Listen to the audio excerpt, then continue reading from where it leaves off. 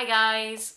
So yesterday, me, my husband and two of our best friends went to Kensington in London, and we went to the Kensington Hotel to attend the Tale as Old as Time afternoon tea, which I don't know if you've heard of, but they introduced it to promote, the live action Beauty and the Beast film. And it's all centred around, Beauty and the Beast. It's the main reason I booked it, because I'm not usually into afternoon tea. It's not something that's really ever appealed to me. But, like I said, it's Disney, it's Beauty and the Beast. I'm totally down for that. So, a couple of days before, I was really starting to get a little bit nervous about it, because I was worried there weren't going to be enough food to go around, because they are little bite-sized pieces in the afternoon tea. I was worried I wouldn't enjoy it, and because it's very expensive as well. It's £35 each, which is a tenner more than the usual afternoon tea pricing. So yeah, just getting last minute jitters, I guess. So we got to the hotel, and it was really posh actually. I was getting to be, become a little bit intimidated by how posh it was, because I ain't posh. But it was fine, because everyone else is casual, but when you've walked into something like that and you've never experienced it before, it is a bit intimidating. I was like, a bit underdressed. But yeah, it was really good. They took you to your table and asked what tea you wanted. I don't get out much. Tea to me is just a PG Tips pyramid bag, throw that in a cup and you're done. But this was all proper. I mean, I played it safe, went for English breakfast. It was a very nice cup of tea as well. And my friend was a little bit more adventurous, and she went for this rare Japanese blend or something. But that was nice. I tried that. It tasted like aniseed. So anyway, brought the tea over. And then first comes the bite-sized starters, which is these 3 little pies. And the attention to detail, oh my god, they had little rose petals on the plate as well. So, we had a rose in the middle of the table as well, so we've got a bit of theming going on already. And so, the savouries for this afternoon tea, it was the bite-sized venison pie. That was the best. Never had venison before, but it's a rich taste, but venison is great. And then we had a beef ragu and saffron arancini lemon cream fresh. That was probably my least favourite. It was a bit weird. I mean, it was nice, but it was my least favourite. And then we had, I'm going to butcher these words. Then we had a cheese souffle Roscoff onion pisaladia. No idea what is, but it was nice. And little bite-sized pizzas, because pizzas? Got pizza on the brain. They're little bite-sized pieces, so this is not like a full lunch or whatever, it's just little snacks. So yeah. And then the waiter eventually brought round our cake stands, which was 3 tiers. On the top you had the desserts, the sandwiches, and then the baguettes. So not traditional English scones, but we'll get on to that in a minute. So the waiter basically explained that each of these desserts represented something from the film. So we guessed. I knew what they were. We're going to go through them now. But who's going to turn up to this thing and just not know? So we had a little jelly pop. It was vanilla and gold jelly, and inside it had a rose petal, which obviously represents the last petal of the enchanted rose, and they poured cream from a Mrs. Potts teapot. Yeah, it had cream in, that was supposed to protect the rose in the jelly, but then we was eating the rose petal, so we've probably cursed the beast. Sorry, guys. Anyway, I didn't really like that. It was my least favourite. I'm not fond of jelly anyway, so the texture was a little but it was nice enough. I ate it all. The rose petal was the best. And then in this little chip mug, we had Try the Grey Stuff, which was the white chocolate mousse, and we know what the grey stuff represents in the film. It's the lyrics, you know, try the grey stuff, it's delicious. I'm not singing, but don't believe us, ask the dishes.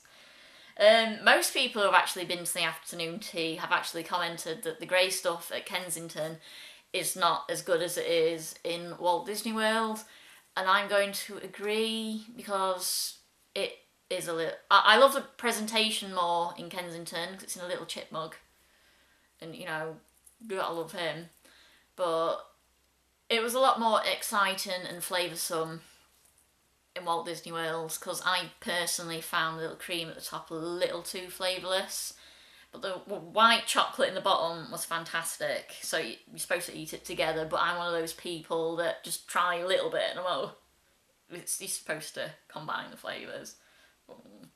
And then we had a chocolate clock tart, chocolate ganache. Is that right?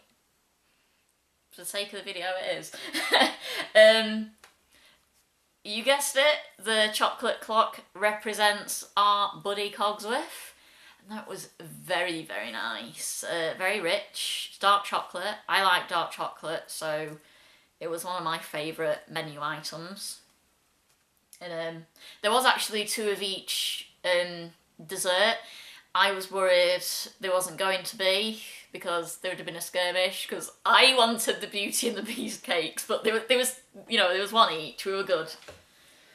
So then we had a spiced snowball macaron, coconut and chocolate. That was to represent the snowball fight at the castle, and that was really nice. I actually just scoffed the whole lot in one go, so I wasn't really a full experience. I just scoffed it down, really. It was very nice though. And then at the table, I forgot about this, we had in a little packet with a ribbon, we had a marzipan dress, which obviously represents Belle. It was her gold ballroom dress. I can't remember what the biscuit was called. Well, I do. I've got a note of it here, but I'm not going to pronounce it. It is. Can I zoom in on it? It's... What is that word, guys? The one beginning with S. Yeah, it's whatever that is. That's the biscuit. It was very nice. Because I'm boring and I thought it was like gingerbread or something, but it's whatever that word is. We'll skip that one. Anyway, and then we had a selection of sandwiches. This isn't going in order I've eaten this stuff. The starter was the starter. But I didn't eat the sweets first, then the sandwiches. I ate the sandwiches first, then the sweets, because it's a bit weird if you did it in the other order. That's what my brain's telling me anyway. So this was actually my least favourite, and I am using my phone for notes, because I'm no good at memorising stuff. It'd take me forever. Anyway, potted Argyle... potted Argyle smoked salmon and creme fraiche. That was my least favourite. I actually love fish, but that flavour was a bit overpowering. It were a bit much. And it was the one with the most filling in as well, which I was good about. And then we had roast Devon red chicken. What's red chicken? With cranberry. That was nice. There wasn't too... Because I was worried, oh my god, you know, cranberry, and God, it's going to kill it. But it was actually really nice, because the roast chicken was great. Roast chicken is roast chicken. There's not a lot to elaborate on there, but it was a good bit of chicken. And the cranberry just sweetened it up a little bit, so we were good. And then we had cucumber and cream cheese, which was probably my second favourite sandwich on there. Just obsessed with it. And then we just had, you know, standard egg mayonnaise and cress. And at the bottom tier, it was baguettes instead of traditional scones, which when I told some people about it before, they was like, you've got to have scones in an afternoon tea. I'm not a fan of scones. So I actually preferred these little, you know, brioche baguettes. And we had a selection of either chocolate or apricot jam to spread on the baguettes, I guess. It's what I did with them anyway. Probably did that wrong. Yeah, it was for them, they were playing. And that was very nice as well. And there was a lot of food there. You know, I was very full. It took me ages to eat it actually because I was pacing myself. I was soaking up the atmosphere because it's been the most relaxed I've been in absolute ages. I was just proper switched off. It was amazing. And yeah, it was really good. So there was plenty of food there. And didn't have time to, well, I did have time to eat my marzipan cake. I just decided to take it home with me because I was very full. I was dying from food. So obviously took because they packaged it up. And on the table, I forgot to mention they bought, you know, the Lumiere candlesticks. He was sat on the table in the middle. They used to bring out a a large Cogsworth. We didn't have him. We weren't special enough. I've seen other videos on YouTube where they had Cogsworth as well. We didn't get Cogsworth. Bit sad. So yeah, but it was really, really good. I'd recommend it to anyone, which I'm going to detail the price. It currently, up until November, it is £35 and there's a 12.5 service charge. You have to pay it. The UK, we're not a nation of tippers, so, you know, when it's a mandatory tip, it's a bit like, whoa. But I didn't mind paying it because the service and the experience was spot on, 10 out of 10. Enjoy it. If I can book it again before January next year, when it ends, I will, because I loved it that much.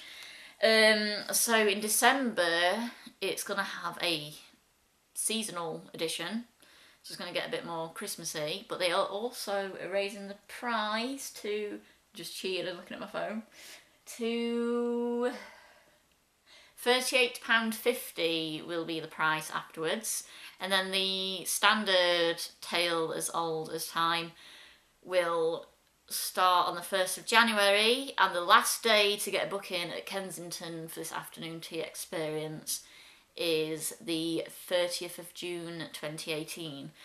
There is a massive waiting list for this and it is very hard to get into, but guys, if you live in the UK or you visit in the UK, whatever, go to London, you know, go to Kensington Hotel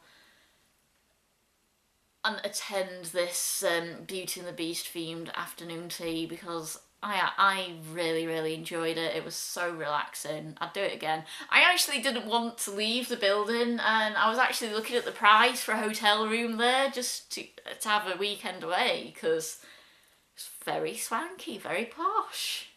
And it looked very, very comfortable and homely as well. So I will be looking into that. The price of the rooms was like £200 though, so I might have to wait until after Disney World. So thank you all for watching and I'll be back with another Disney related video soon. Bye bye!